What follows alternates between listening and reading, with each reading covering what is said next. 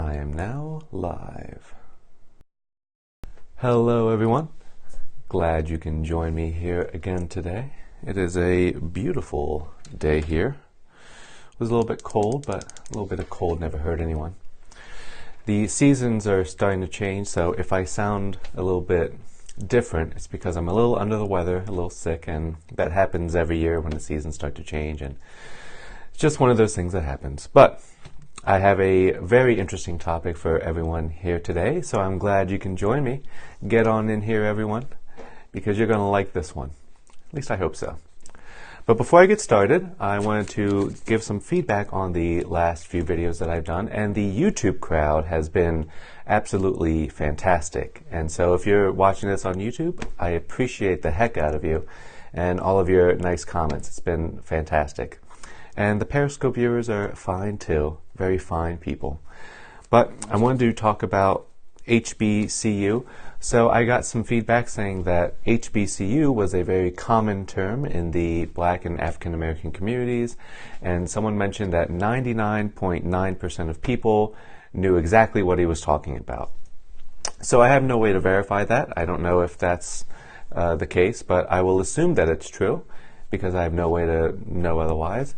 And that wasn't the important part. The important part was whenever possible to use the simplest possible expression and to use the simplest words rather than relying on acronyms and assumed knowledge. You don't want to rely on assumed knowledge because a lot of people have gaps in their knowledge that you wouldn't be expecting. Just an example of this. I was writing an editorial about how New Jersey should have a startup culture because New Jersey is really perfect for the types of things that startups are looking for. You know, we're the most densely populated state and also the most diverse state in the entire United States. And there's a lot of cheap land, a lot of access to talent that's being underutilized, yada, yada, yada. And so I wrote this whole op-ed about startups and how startups should be starting in New Jersey. And I handed it in to effectively the editor-in-chief. And she said, "This is really good, but what's a startup?" And I said, "Oh, I didn't realize that that word wasn't a word that everyone knew." And once I explained it, she immediately got it. And, this wasn't just her, it was a few other people like, yeah, what is a startup anyway? And so I had to explain what that was. But there's a lot of assumed knowledge that you might think that people have that people may not have. So another example, throw out the HBCU, let's just assume everyone knows what that is.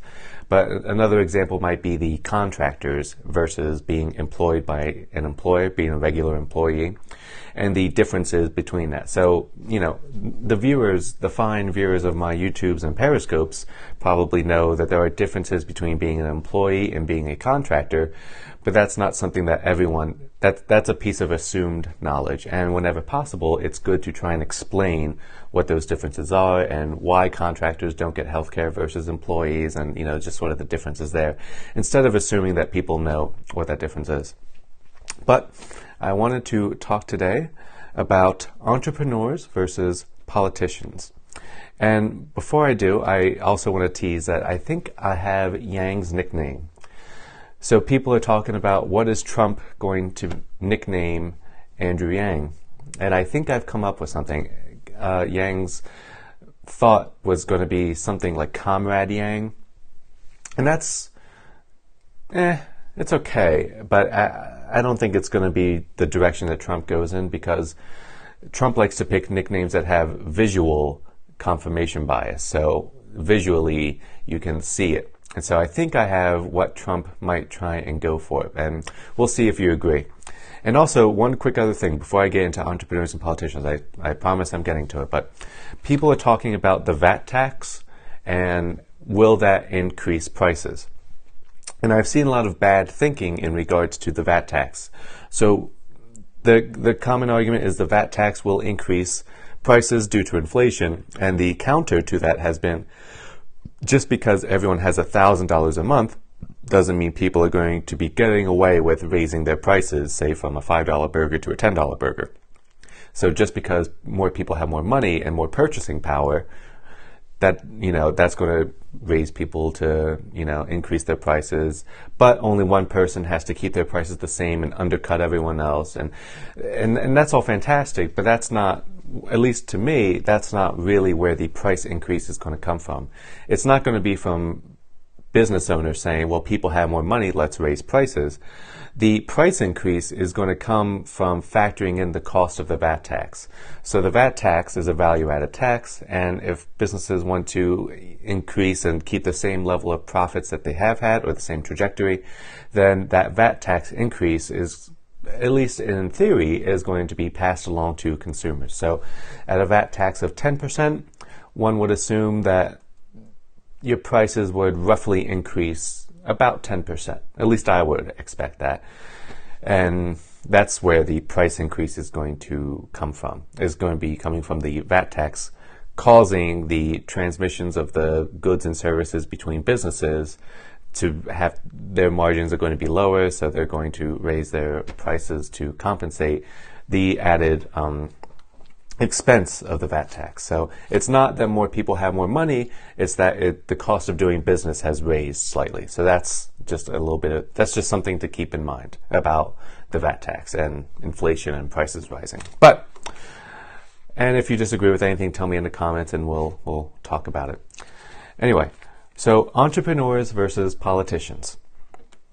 So there are a lot of differences in candidates, entrepreneurs and politicians, and I noticed some of those differences and why people might prefer entrepreneurs more recently as candidates. It's because they do things differently than other politicians. So I have my handy dandy, I wrote it in advance this time, here we go, my handy dandy chart for you. I don't know if this is called a chart, but we can see it as a comparison. So entrepreneurs and politicians. So the first thing is entrepreneurs take risks, and politicians tend to play it safe. So entrepreneurs generally have a higher appetite for risk than normal politicians. So an entrepreneur is going to be able to go out with something that's a little bit more radical. They can go out in front of the media and say something that's absolutely outrageous. And all of this is perfectly normal in the entrepreneurial world because they only got to be a successful entrepreneur by having a high appetite for risk. Whereas politicians generally got to their position by playing it safer than the other person, than the other politician candidate. So a politician is more likely to embrace something that is very middle of the road, that's not going to offend too many people, and they're going to make decisions based on avoiding negative backlash. Whereas an entrepreneur has no problem taking on that negative backlash or that negative attention if it means that they can potentially get themselves in a more productive spot, if they can talk about their ideas or get their ideas out there more, because entrepreneurs are a lot less afraid of attention and negative attention specifically.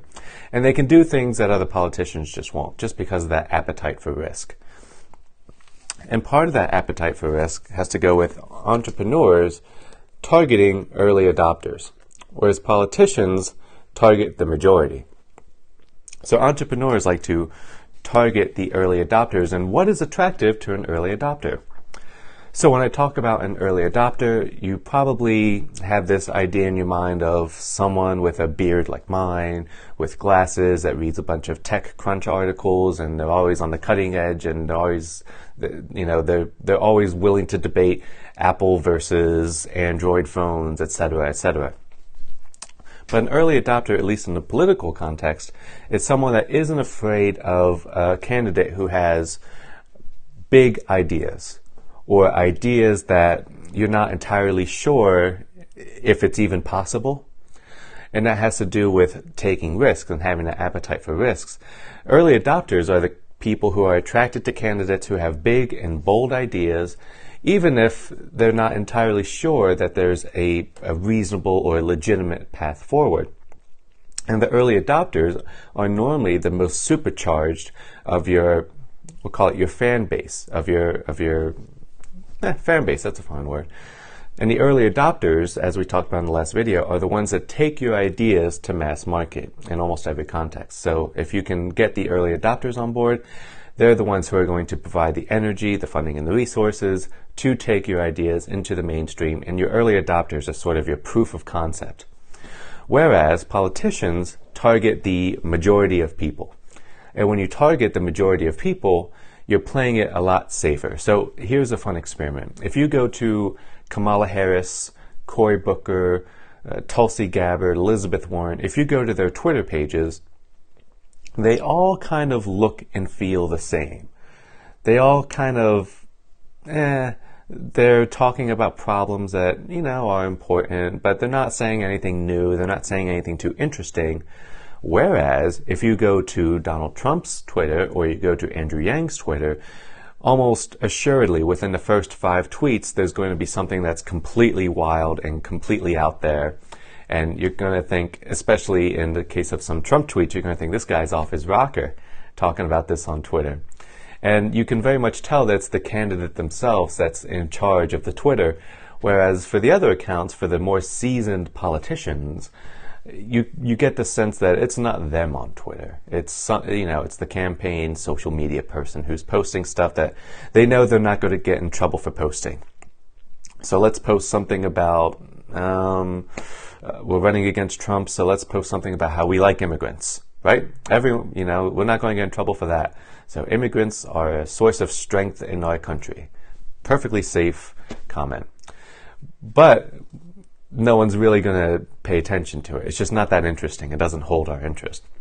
Andrew Yang and Donald Trump, they have no problem saying something that's wild. So something that Andrew Yang's got a lot of attention for is like, the way I'd bring the country together is I give everyone an HBO Go password and we watch Game of Thrones together. That's not something you hear from a typical politician, but it does grab our attention. It does get us thinking about how we can unify the country. It gets us thinking about different and unique ways of doing things. And this is something that an entrepreneur can do because they have that appetite for risk, as we talked about earlier. So another difference is entrepreneurs iterate and improve, whereas politicians spend more money. So entrepreneurs, whenever they're starting their campaigns, whenever they start to do anything, because this is part of their skill set, they try to find new and novel ways to do things, and they iterate and improve on their methods. So if it looks like entrepreneurs are getting entrepreneurial candidates are getting a outsized attention, an outsized amount of attention, and it seems like they're doing everything right, it's because they're iterating and improving. So they're finding what works, and they're doing more of it. And they're finding what doesn't work, and they stop doing it. And that's very important because if you're in the startup world, you're not going to be perfect. And the first thing you try is probably not going to work. So entrepreneurs are more likely to iterate and improve on their methods and their ideas. So if they come out with an idea and they realize that it just doesn't work, they're willing to change the idea. And they're willing to match whatever it is that people are going to respond positively to. In the case of Andrew Yang, one of the ways that he publicly tells us that he's iterated and improved is the idea of universal basic income and how he's rebranded it to the freedom dividend. So he starts with universal basic income and then finds out people just don't like that word. So let's change it. Let's just come up with a brand new word. Let's call it the freedom dividend. It means the exact same thing, but it just sounds nicer. So he iterated and improved the idea. He didn't pivot because pivoting is something different than iterating in the startup world. So he just changed it slightly. It's still the same thing. He's just changing it into something that's more digestible.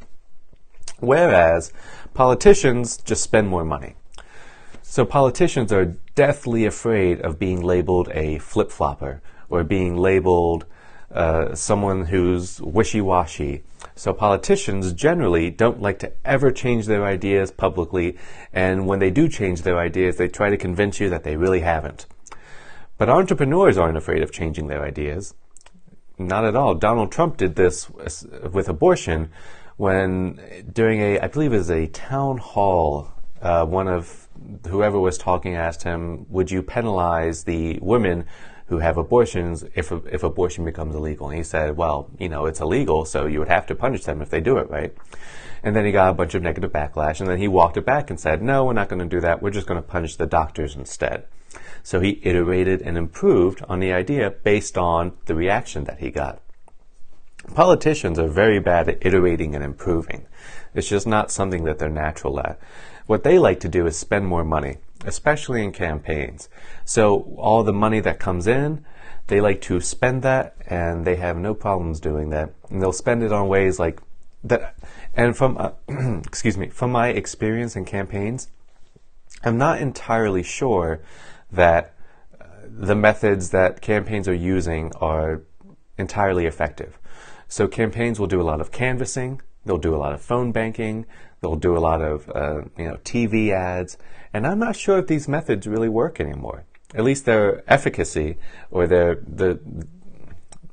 efficacy has been going down as time goes on, and just as new media has started to come up. So there's just better ways to do things now, and campaigns aren't constantly testing and trying to iterate and improve, probably because a lot of the times campaign staff from candidate to candidate is different, and you're not going to be, if you work and someone gets elected, you aren't going to be working for them the next time they run. Probably in most cases, you've probably moved on to bigger and better. So there's a lot of turnover with campaign staff, so it's easier to rely on tried and true methods instead of trying to take a risk and iterate and improve on something new. Because campaigns don't last very long, and you have very short runway up to the election. But entrepreneurs know that in order to survive and in order to thrive, you have to be able to iterate and improve. And that, again, comes with their increased risk profile. So they have just a higher appetite for risk. And we have one more big one, and it's a really big one. Also, I had a YouTube comment, and it made me laugh last time. And he said, a true progressive wouldn't drink bottled water. And whoever told you I was a progressive? Not a progressive. Anyway, so we have one more.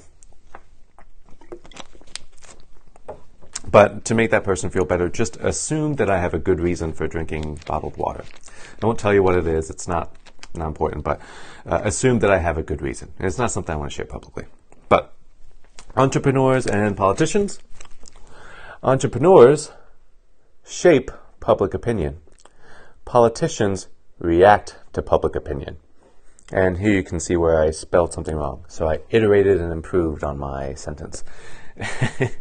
You're going to be sick of hearing that phrase, iterate and improve. But it really is. It's if you learn one thing from any of my videos, just learn that phrase and you'll be fine. You can start from 0 and get to 1 billion of whatever just by iterating and improving. But entrepreneurs, anyway. Entrepreneurs shape public opinions. Politicians react to public opinions. So entrepreneurs, at least all the entrepreneurial candidates that I've seen, have come with solutions instead of problems. And a lot of times those solutions are pretty radical. And they are the type of solutions that really grab your attention. So Donald Trump comes into the conversation. He says, build a wall. And build a wall was a pretty radical idea. But you can see how most of the country started to come around to that idea, at least enough of the country to get him elected.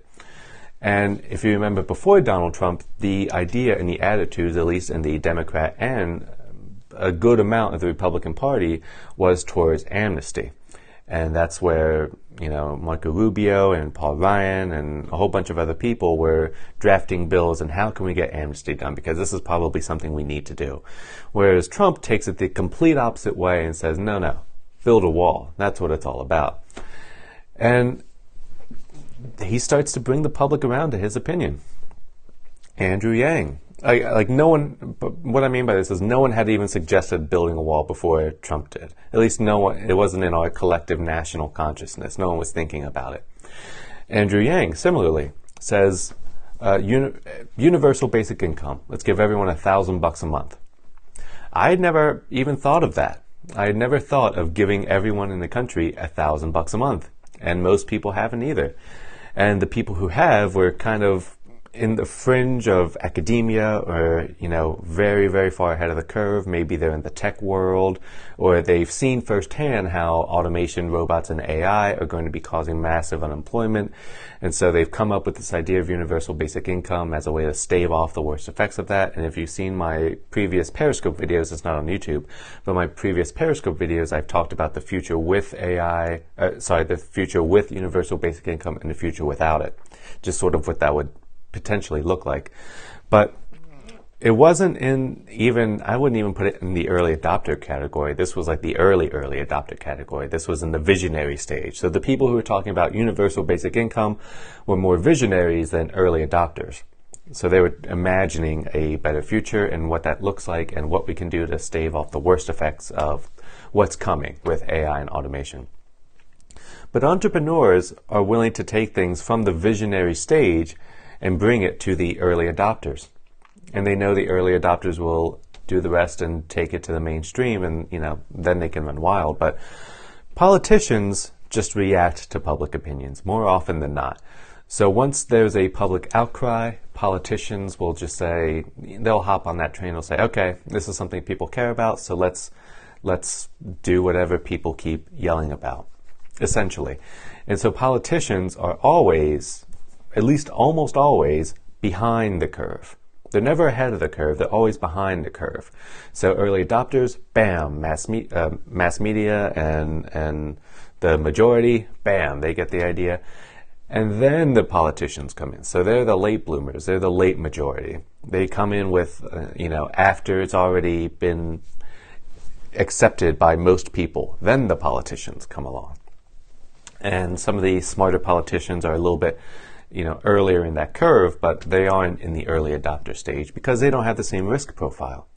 The biggest difference between entrepreneurs and politicians is the risk profile. So those are a few of the differences between entrepreneurs and politicians. And as a disclaimer, there are some politicians that act like entrepreneurs and some entrepreneurs that act like politicians, and there's some overlap, but generally this seems to be the case. But I promised you that as a little treat for the end of the video, that I would tell you what I think Andrew Yang's nickname is going to be. Oh, and before I do,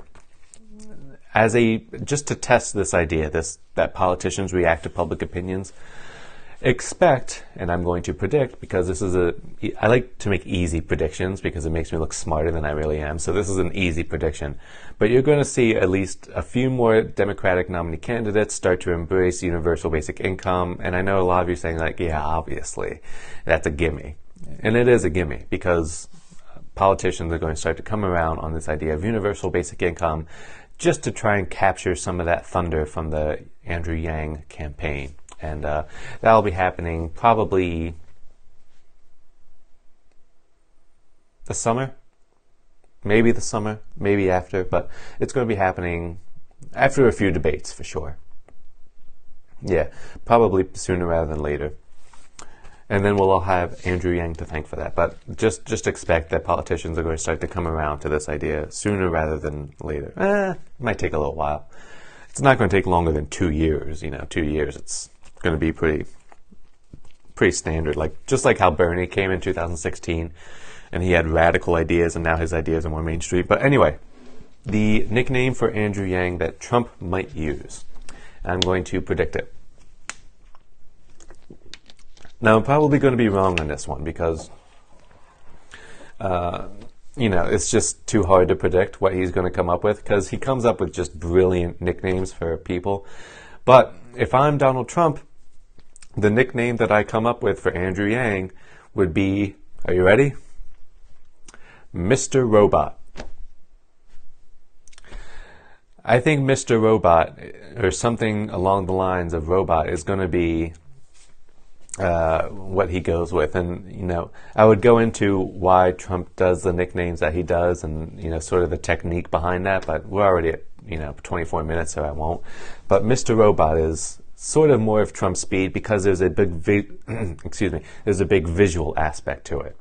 So he likes to pick nicknames that can be confirmed visually and with our confirmation bias. So Crazy Bernie, he looks a little crazy, right? Bernie does look kind of crazy. And, goofy Elizabeth Warren. She's kind of goofy. She is. She really is. And, you might be a fan of her, but she's kind of goofy. Just picturing, she's just goofy. I won't talk more about that, but I think Mr. Robot is going to be what he goes with, and that's just sort of like, he's not as bad as Zuckerberg. Yang isn't as bad as Zuckerberg, but, when you first see him and you first encounter him and you first see him talk, a little robot-like, right? A little bit. But I'm not saying that it's true. I'm not saying it's false. I'm not saying whatever about it. But I'm just saying that if Trump picks something, it probably won't be Comrade Yang, because he doesn't really look like a comrade. He doesn't speak like a comrade, and it's kind of like a deplorable insult. The Yang gang would start calling themselves comrade, like, hey, comrade. But if you call him Mr. Robot,